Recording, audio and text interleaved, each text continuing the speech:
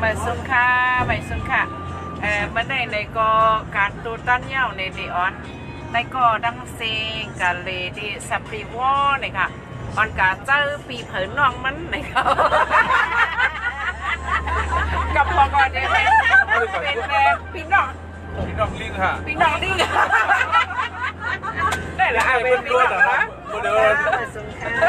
มาเดือเขาเป็นจังค่ะในอัปเดตเป็นพี่น้องมัวนั่นนะครับนี่เป็นพี่น้องป๋านี่แหละพี่น้องกันละโอ้ค่ะคอยย่อย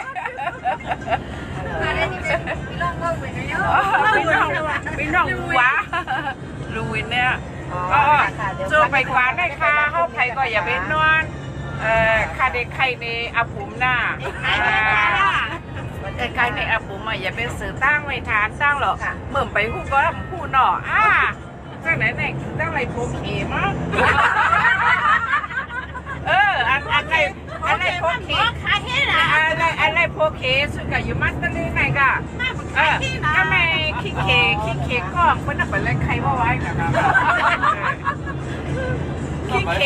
สับไก่ไล่เฮ็บให้ถือมาว่ะสับไข่คายว่ะก็ไม่สับไข่คายเนี่ยค่ะว่ะขี้เคนั่นหรือว่าไข่คายเอาไหนมันสัมผู้ว่ะกำไตสุวาแหละแน่เนี่ยว่ะเอาเป็นมาเฮ็บในเนี่ยว่ะก็มาไข่คายเนี่ยก็มาหรือว่าก็รู้ว่าเขาขายเฮ็บในว่าอะไรอ่ะในขี้เคก็สร้อยเฮ็บมันเอกกว่าค่ะก็ไม่ในไตกองในไตเอากองเนี่ยสำกับอยู่เกมมันว่ะสมาคล้ายๆถุงงอกในว่าก้ามันเปิ้นว่าว่ะเปิ้นก็จะสอนป้าแบบเป๊ะปีบเก้าลูกคอแดงในว่าวันในว่าก็ไม่เปิ้นคาสุกะค้าการเนี่ยกันยากันว่าในไตเอาสำการตั้งว่ากูเขซ้ำจ้ำตั้งหลังว่ะ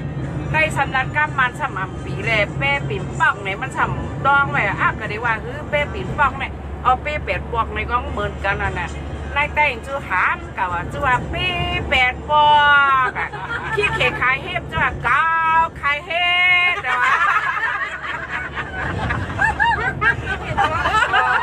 ขายเฮ็บค่ะนะลูกก็ขายเฮ็บเลยว่ะ